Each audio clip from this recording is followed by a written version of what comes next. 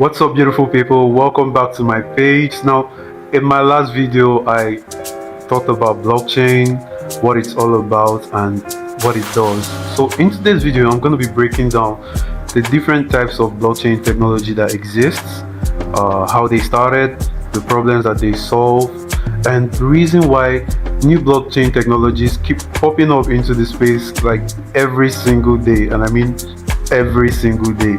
Like literally sometimes it's hard to keep up with the amount of new tech that keeps coming into the cryptocurrency space, and the reason for that. So you're not going to want to miss this video. Grab a pen and a paper if you need to. So let's start with Bitcoin. Now, Bitcoin was created in the year 2009 by the mysterious and legendary Satoshi Nakamoto. Now, mind you, this name is actually a pseudonym, and up until this day, no one knows who the original creator of Bitcoin is. But Bitcoin was created in response to the 2008 financial crisis, where banks all around the world began to aggressively debase the value of their currencies at the expense of their citizens, to bail out institutions all around the world that had almost destroyed the world's economy. Now, the idea behind Bitcoin was simple but revolutionary. It was to be money you can send to anyone, anywhere in the world, 24/7 without the use of a bank. And Bitcoin uses something called proof of work or mining, where computers all around the world compete to solve puzzles and secure the network.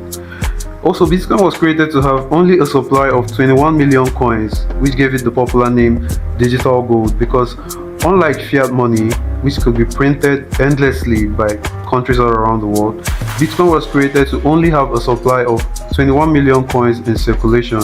It cannot be created or rebranded by anyone anywhere. But here was the problem. Now, while Bitcoin was more secure than banks, it was also very slow, being able to handle only about 7 transactions per second. Now, that's like comparing riding a bicycle to today's high-speed trains.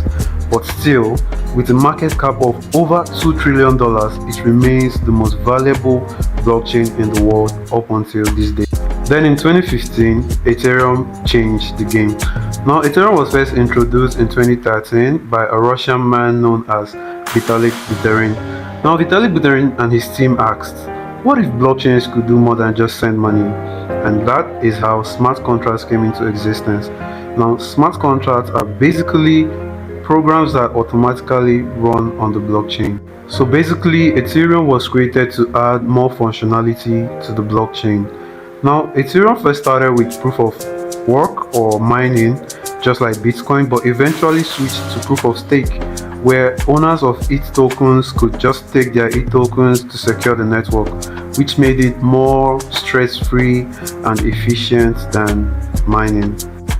Today, Ethereum has a total market cap of over $500 billion, making it the second coin after Bitcoin with the largest market cap in the cryptocurrency space. Now, unlike Bitcoin, Ethereum doesn't have a fixed supply, but the ETH network does burn tokens in circulation over time, making it potentially deflationary. And also, due to the functionality of the Ethereum network, creators and developers outside the network can come and build on the network, which is why most of the tokens, meme coins, DeFi apps, decentralized exchanges that exist today are built on the Ethereum blockchain. Now, Ethereum didn't come without its own problems. Although it was faster than Bitcoin and could make about 15 to 20 transactions per second, the fees could also be very high depending on the condition, of which I myself have experienced, because I do remember an incident where I paid over $100 for a single transaction. That is expensive. So most of the blockchains that started coming after Ethereum were focusing on speed, cheapness, and scalability for their own blockchains. Blockchains like Polkadot, Cardano, Binance Chain, Solana, Base Chain, Avalanche, a whole lot of them were focused on speed, cheapness, and scalability. Now, I'm going to be talking about Solana, which I feel is the most popular of all of these blockchains today. Solana came into existence in the year 2020 and was built for speed and scalability. Now, while Bitcoin could make about 7 transactions per second and Ethereum could make about 20 to 25 transactions per second, Solana could make a record-breaking 65,000 transactions per second. That is fast, almost like a Visa level speed when it comes to transactions. Solana uses a unique consensus system called proof of history combined with Ethereum's style of proof of stake, which makes it incredibly fast and cheap. You could usually make a transaction for under a cent on the Solana blockchain, which means that if I had my $100 that I used for a single transaction on the Ethereum network on the Solana blockchain, I could use that $100 to make a lifetime of transactions. Now, Solana currently has a fixed supply of just 580 million tokens, and today it has a market cap of over $100 billion. But even with its speed, it still had its own gaps and trade-offs, because Solana is more centralized than Bitcoin and Ethereum, and also due to its speed, it could also have something we call outages, which means that sometimes you could try to make a transaction and it would fail on the Solana blockchain, so you probably have to make the transaction a couple of times before it goes successfully. Now, if you've been paying attention, you would understand that each of these new blockchains were coming out to solve a particular problem that the predecessor had, but they were also coming out with their own massive gaps and trade-offs. Majority of these trade-offs being scalability, interoperability, and governance. The problem of scalability, because blockchains like Bitcoin and Ethereum couldn't handle high traffic without having slowdowns and extremely high gas fees, which is why blockchains like Solana came with the idea of having more speed and cheaper transactions. The problem of interoperability, because it was hard for these blockchains to interact with one another. So let's say, for instance, you wanted to transfer your money on the Bitcoin blockchain to the Ethereum blockchain. It could be very complicated and very tricky. In fact, sometimes you could have some really high transaction fees.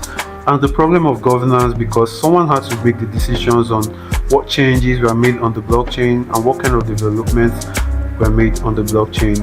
Now, while Bitcoin is more community driven, Ethereum had a voting system for the developers of the blockchain, and blockchains like Solana are more centralized. So as you can see, each of these blockchains had its own methods of balancing power when it came to governance.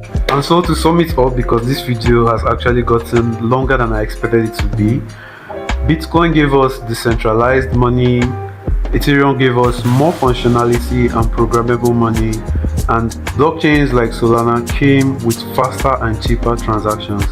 Now, this, ladies and gentlemen, is why new blockchains and technologies keep popping up on the space on a daily basis, each trying to solve a problem that its predecessor had. So sometimes it can be hard to keep up with the number of new developments and technologies and blockchains that are popping up on the space on a daily basis, but that is what you have me for.